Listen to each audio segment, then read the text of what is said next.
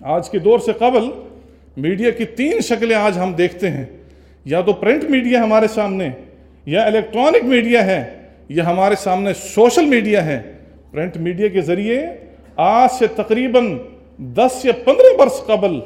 جو مغربی ممالک نے امت اسلام کے خلاف زہر اگلا ہے اس کو بھی تاریخ بیان کرتی ہے۔ اور اس کے بعد الیکٹرانک میڈیا پر، جیسا کہ اوریہ مقبول جان فرماتے ہیں کہ اس پر تقریباً 99% وہ غیر مسلم یہودی افکار قائم ہو چکے ہیں جو اسلام کے خلاف اپنا ایک بوجھ رکھتے ہیں، اور اس کی پکچر پوری دنیا کے اندر دیکھی جا رہی ہے۔ اللہ کے نبی علیہ السلام کی توہین کا معاملہ ہو، اس کو اظہار آزادی رائے کا نام دیا جاتا ہے۔ اگر یہ ڈنمارک کے اندر ہونے والے یہ خاکے، یہ فرانس کے اندر شائع ہونے والے یہ خاکے، اگر یہ اظہار آزادی رائے ہے تو انہی مغربی ممالک کے اندر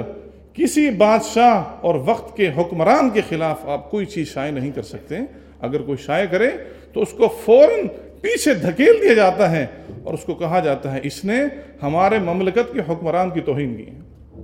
لیکن آج یہ یہودی، یہ عیسائی اپنی منطقی انجام تک پہنچنے سے بالکل بے خبر ہیں۔ وہ وقت قریب ہے جب یہ صلیبی جنگوں کا آغاز اس سے قبل اعلان سے تو ہو چکا ہے، مگر اپنے اس مضبوط شیطانی دجالی اعلی کار کو غلط استعمال کرنے کے بعد امت مسلمہ پر عجیب و غریب قسم کے ایک زہر اگل رہے ہیں۔ اللہ کے نبی علیہ السلام کی سنت، آپ کے فرامین، آپ کے معاملات امت تک صحیح معنوں کے اندر نہیں پہنچ پا رہے، اور وہی مغربی ذہن نے آج امت مسلمہ کے نام نہاد بڑے بڑے دانش اور حضرات کو، بڑے بڑے اینکر پرسن کو، جو نمازیں بھی پڑھتے ہیں، تہجد کی نمازوں کی ادائیگی بھی کرتے ہیں اور فرائض کی تکمیل کے اندر بھی اپنے آپ کو پیش رکھتے ہیں، صرف اللہ کے نبی علیہ السلام کے دین سے بالکل بے خبر ہیں، اور ان کو اینکر پرسن بنا کر سوشل میڈیا نے اور ہمارے الیکٹرانک میڈیا نے ٹاک شوز کے ذریعے امت اسلام پر ایسے عجیب و غریب قسم کے افراد کو مسلط کر دیا ہے جن کے منہج کے اندر، جن کے فکر کے اندر غلطی ہے، جن کی سوچ کے اندر غلطی ہے، جن کے عقائد کے اندر غلطی ہے۔ ہمارے لیڈر اس وقت وہ بن چکے ہیں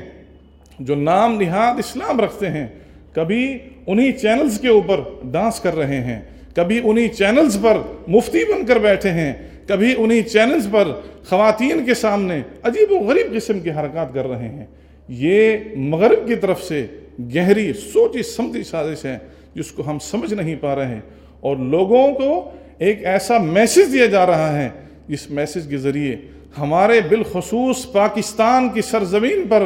ایک ایسی فضا قائم کرنے کی سر توڑ کوشش کی جا رہی ہے کہ اس فضا کے اندر لادین کو عروج پر پہنچا دیا جائے۔ ہمارا ہمسایہ ملک انڈیا کے اندر آپ دیکھ لیں، آج سے تقریباً 10 برس قبل کی بات کرتا ہوں، جہاں ویلنٹائن ڈے منانا ایک جرم کی حیثیت رکھتا تھا، لیکن آج یورپ نے اس پر اتنا دباؤ ڈالا ہے کہ آج اس کو پوری سپورٹ حاصل ہے۔ حکومت نے باقاعدہ اڈے بنائے ہیں کہ پریمی جوڑے یہاں آئیں اور آ کر آپس کے اندر ملنے والے ایک دوسرے کے ساتھ ملیں۔ استغفر اللہ العظیم، لا حول ولا قوت الا باللہ۔ نبی علیہ السلام کے منہج اور اس فکر سے ہٹ کر آج میڈیا اس خاص دن پر لوگوں کو محبت کا پیغام دینے کے لیے عجیب و غریب قسم کی حرکات مسلمانوں کو دکھاتا ہے۔ کاروان دعوت قرآن و حدیث، مرکز